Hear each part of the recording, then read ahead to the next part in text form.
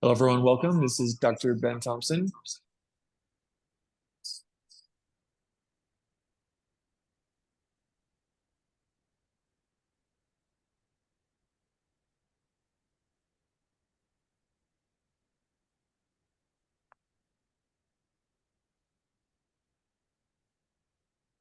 All right. I think I fixed the echo problem there. Sorry about that.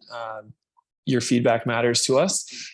So again, my name is Dr. Ben Thompson, and I'm here at the Tinnitus Relief Summit. This is day 2, and I'm very excited to announce our first speaker for today. His name is Dr. Peter Vernizzi.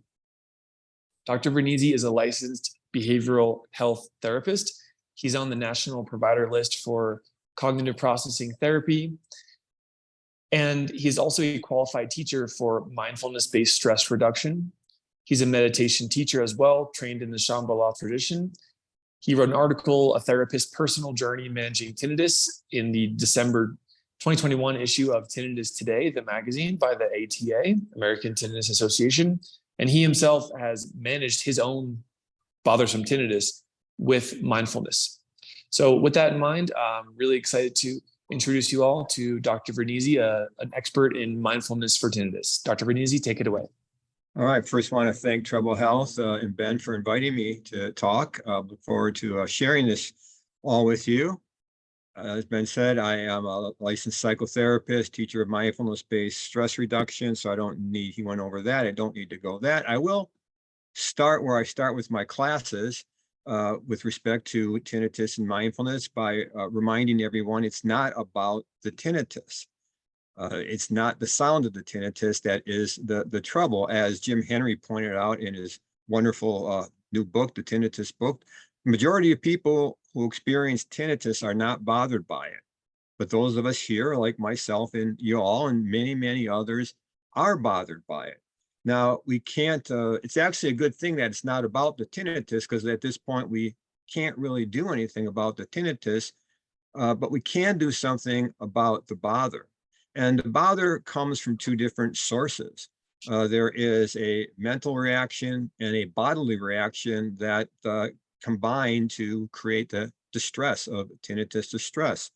The body reacts to tinnitus in a fight or flight mode, which we all know as we can sense the biological signs increase because the body senses that sound of tinnitus as a threat. And the mind creates all sorts of catastrophic thoughts about tinnitus that are combined with distressing emotions. So it's these pieces, the thoughts, the emotions, and the physical sensations that combine to create the tinnitus distress, not the tinnitus. And we can really talk about two general sorts of issues we're dealing with in tinnitus distress, what I call the bottom-up problem. And this is the physical distress of the sound of tinnitus and what that does to the body in terms of putting us into this state of activating the sympathetic nervous system and bringing us into fight or flight. And then there is what I would dub the top-down problem, which comes from our reflections and our thoughts and our emotions. And our emotions are inherently tied to our thoughts, catastrophic thoughts and distressing emotions that enhance the perceived threat of tinnitus. So the body and the mind together combine to provide this state of being in distress with respect to and because of their reactions. And in a nutshell, and then we're going to expand on this, here is what mindfulness does as a strategy, and then we'll see how it does it. With respect to distress from the body, seeing the sound, perceiving the sound of tinnitus as a threat, mindfulness trains the nervous system to be less reactive to stressors in general, including the stress and the sound of tinnitus. So this is the important word here is this is a training. This is something, not something we tell ourselves to do, it's something we train ourselves to do. And with respect to our thoughts and emotions, we learn to work with our thoughts in a non-reactive way instead of struggling against them and being overwhelmed. And with respect to our emotions, we both develop the capacity to sit with distressing emotions, and they will pass if we sit with them, as well as sculpt a more positive emotional response that helps us to view the situation very differently, has some positive effects that we've seen in the research. So that's the general strategy of mindfulness. But we first have to talk about what mindfulness is, and I'll give you a very standard definition and go over the pieces of it. Some of you may be familiar, some of you may not. First thing I wanted to mention is mindfulness involves the faculty of our attention. And you can think of mindfulness as training our attention, the way that going to the gym and lifting weights trains our muscles, the way that running trains our cardio system. In particular, we're training our attention to be in the present moment. Now, it might sound counterintuitive for tinnitus to be in the present moment, since that's where our tinnitus is, but let me hold on for a second. The reason we want our attention in the present moment, and there's good research on this, and you can validate by your own intuition, is think about where our attention is when it's not in the present. It's often anxious about the future, ruminating about the past, engaged in self-criticism. And so you can look up the study online that establishes this. It's called "A Wandering Mind is an Unhappy Mind." Generally speaking, when we're not in the present moment with our attention, we tend to be less happy than when we are in the present. Now, the piece about tinnitus is, well, isn't our tinnitus in the present moment? Yes, but it's not like if you're ruminating, the tinnitus goes away. You have tinnitus distress plus rumination, or tinnitus distress plus anxiety.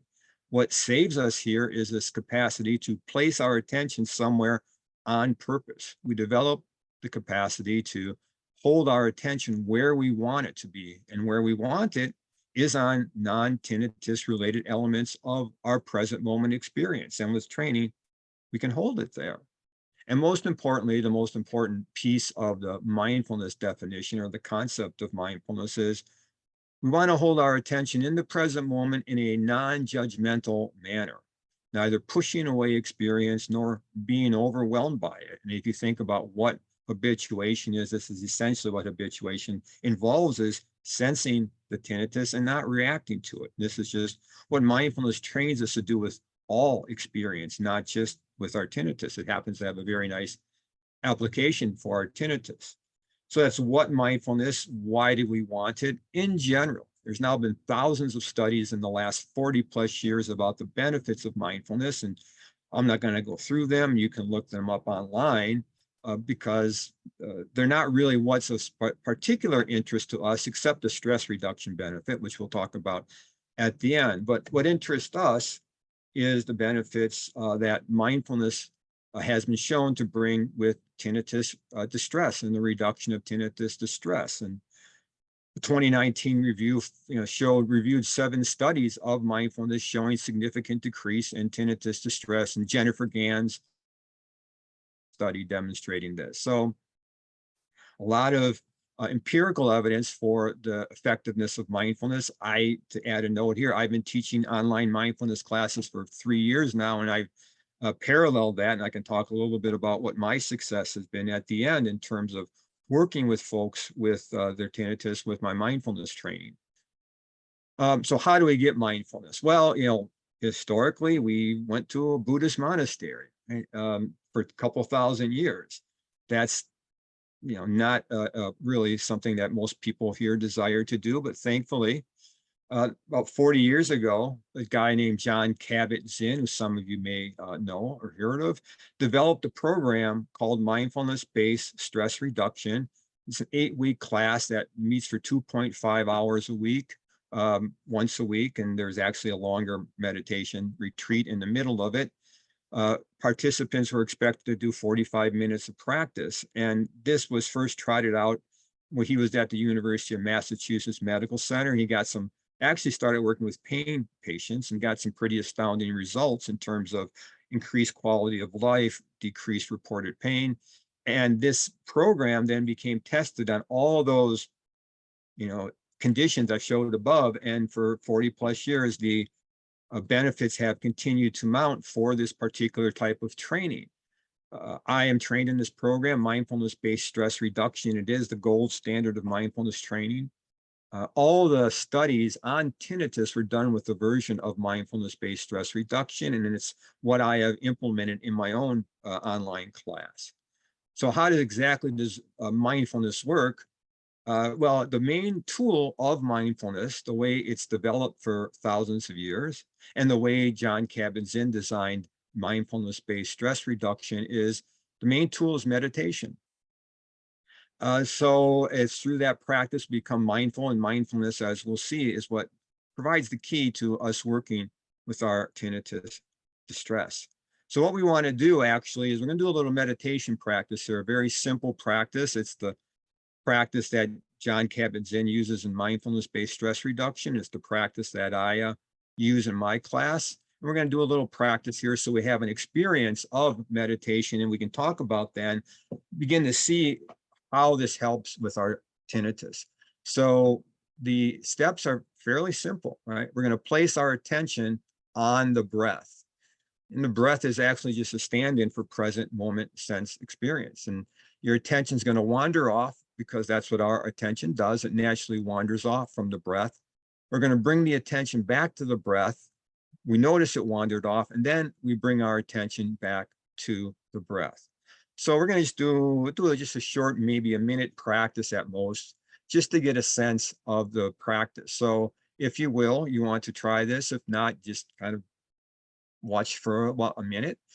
But if you want to settle in to placing your attention on the breath, just feel where you can feel the breath in your body. And that might be in the rising and falling of the belly, or in the chest as it expands and contracts, as even the air as it goes into and out of the nostrils. Just finding a place where you can sense the breath in the body and holding your attention there, following the inhale in the body and the pause at the end of the inhale, and the exhale and the pause at the end of the exhale. Just following the wave of your breath like you might follow waves in the shore, in the ocean, as they came in and went out again from the shore. Just watching the breath with your attention. Breathing in, breathing out.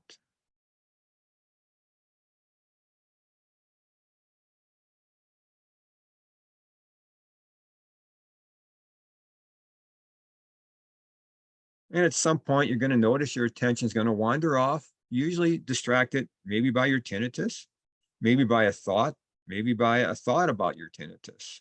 Whatever distracts you, just notice you've been distracted from the breath and bring your attention gently back to the breath.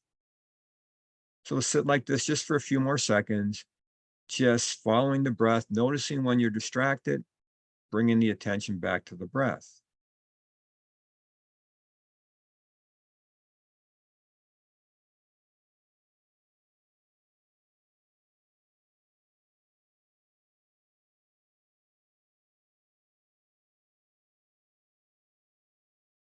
And we'll just close off this very brief meditation here, just to give you a sense of what we're supposed to be doing, so we have an experience of the practice, even if it was brief. Talking about it now, I think will make a little more sense about why this helps us with our tinnitus. So I like to talk about, so this is the practice we just did. I like to talk about 4 skills that this practice helps us evolve that are useful for our tinnitus. I call these the core skills: concentration, observation, relaxation, and equanimity. The first is concentration. This is when we focus our attention on the breath. We hold the attention in one place for as long as we can, and we keep bringing it back and holding it there. Right? We are training our brain to sit with a non-tinnitus related experience. In this case, our breath. It can be anything out in the world, but we're practicing with our breath. And as we focus on our breath as a notice of concentration, the brain gets the notion that everything else is unimportant. And it ultimately learns this lesson. It ultimately takes it up, that we can focus on something besides the tinnitus. This is what's important. And the attention will stay there and ignore the stuff in the background more and more and more. Just a natural training. It's not a telling ourselves to do. It's a training after sitting for minutes and hours over the days and weeks and months. We train ourselves to focus on present moment sense experience, our breath. Or out in the world, we can do the same training. This is from a wonderful article that Stephen Hayes had in a couple I think the last one, Tinnitus Today in Summer, He was a therapist, developed acceptance and commitment therapy, and had developed tinnitus as well later in life, and used mindfulness meditation to work with his tinnitus, like myself. He gives this concentration example you might want to try as a practical way of doing it. He says, concentrate by listening only to the brass instruments and orchestral music, and then the strings, and then the wind. Right? You're focusing attention on one thing. And importantly, you're not shutting out the strings, as he says. You're not subtracting anything, because that's just going to highlight it if you're pushing this away. What we resist persists. You just abandon any interest in the strings and focus on the wind instruments, just like we abandon interest in our tinnitus. And generally, the brain gets the message, what's important over time. Observation. We learn to observe, not our tinnitus primarily here are we talking about.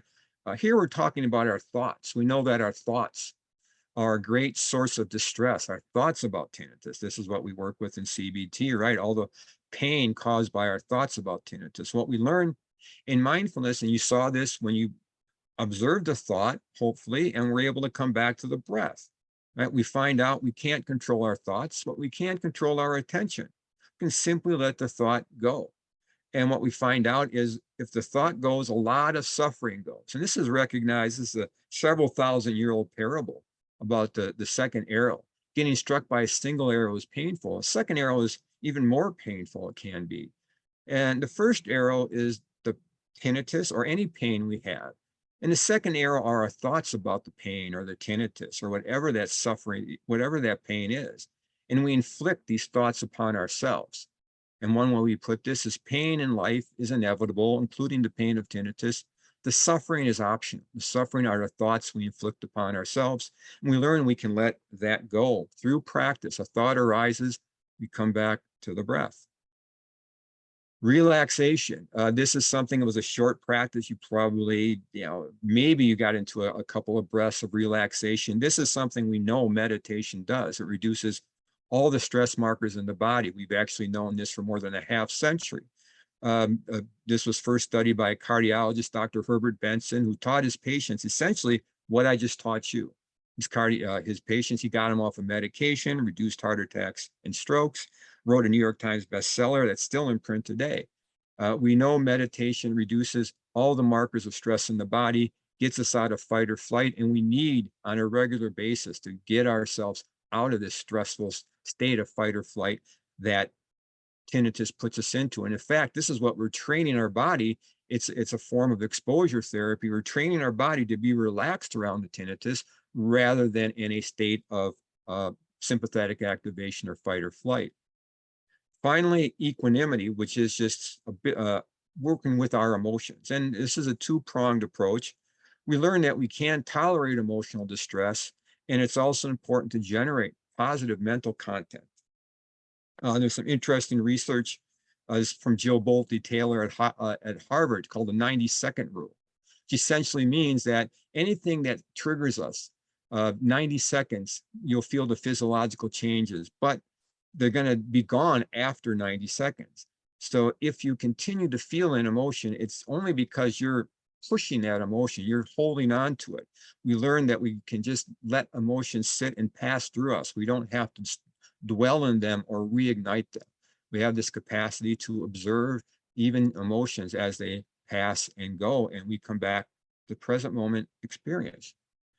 And the positive side of the thing, and this was actually an interesting study that was done in mindfulness and tinnitus distress, is those who were able to generate positive mental states like gratitude and self-compassion, which we work with in my training, were associated with less tinnitus distress and less psychological distress. And negative cognitions and fewer positive cognitions were associated, not surprisingly, with more tinnitus and psychological distress.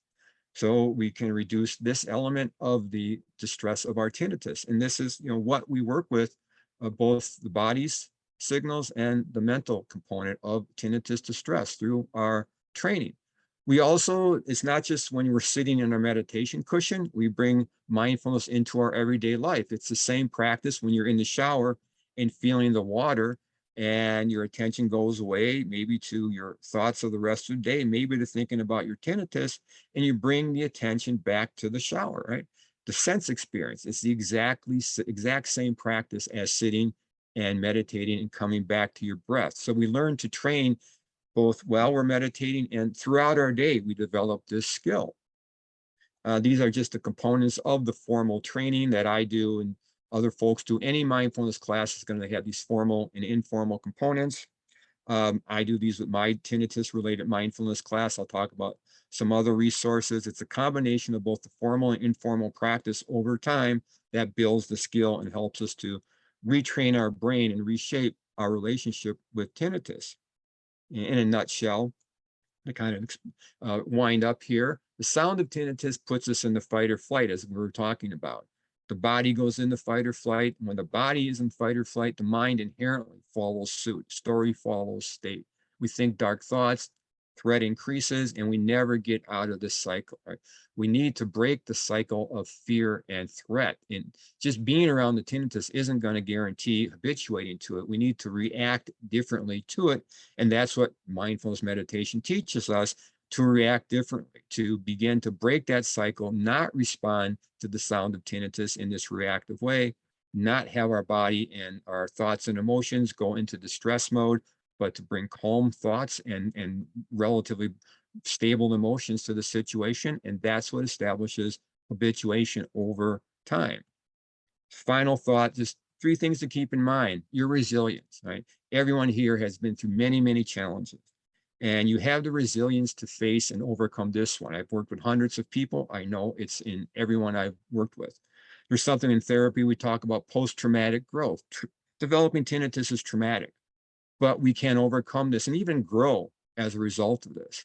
And finally, neuroplasticity, which is this ability to reshape and retrain the way our nervous system responds to the situation, the physical situation, and the conceptual mental situation. Right? All these are the components that are in you and that can move you forward away from tinnitus distress. So lastly, I teach an online mindfulness class. We're starting one in March. You can go to onlinetinnitusclass.com if you're interested. I have a YouTube channel with dozens of videos. You just go to YouTube at Therapist with Tinnitus. I also have a free newsletter. You can sign up at my website, therapistwithtinnitus.com.